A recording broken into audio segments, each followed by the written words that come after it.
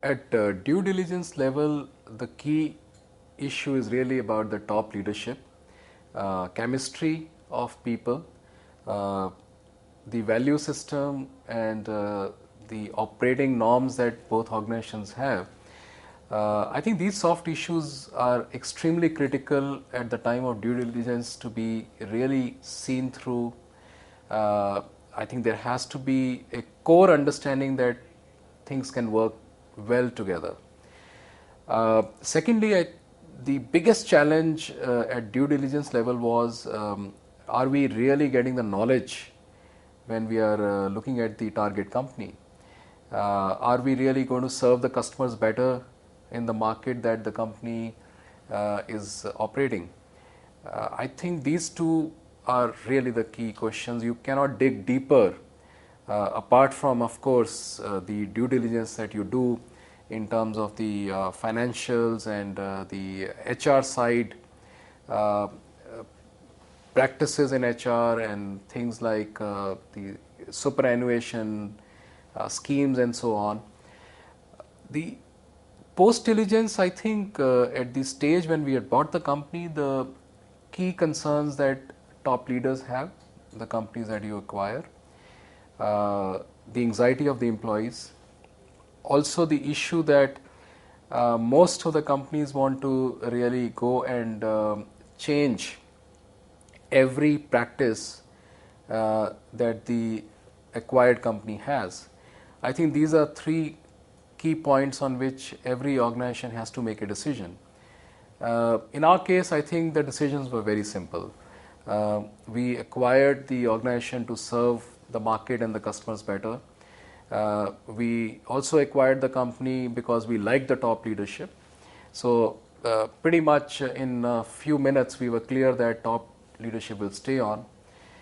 Second question was really about how do we make their life easier and better. So therefore, how do we deal with the anxiety of top leadership as well as employees? Uh, in 100-day plan, we were not looking at only saving the money. I think our top priority was serving the customers better, making employees more stable, and making sure that we really get the best practices to get implemented in both the companies. And in our assessment, we did find that SAE had a lot of good practices. So rather than imposing practices, we thought we will rather buy the best practices from SAE into KEC, which I think in hindsight were some of the best decisions we could have taken. Whether it was not changing the leadership or reducing the anxiety or implementing the best practices from SAE into KEC. Those three really paved the way to make organization far more stable, keep them productive as they were, and even enhance their productivity, because I think employee morale was much better when they got such reassurance that here is a big organization which is now really going to invest into the business and develop employees further. Uh, we gained a lot mutually by looking at practices, and in fact, after looking at best practices of two, we started co-creating the agenda for what should be the new practices for both companies. I think those synergies wouldn't have come through if we had not looked at HR or people issues as the main facilitative part in the entire integration, more so in the first 100 days when things can really break down. Um, the other piece about employee, as we also look at on an ongoing basis, is their development. And right from the beginning, we were very clear that RPG is a highly people-centric, development-centric company and group. So therefore, KEC really made sure that all development opportunities are given to SAE employees very early on. And when you touch people with things like you want to make their life easier, you want to develop them, I think people respond in a manner which is unexpected.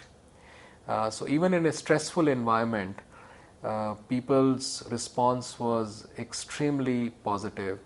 When they got touched by our communication, when they got touched by the fact that we want to really care and develop them. Uh,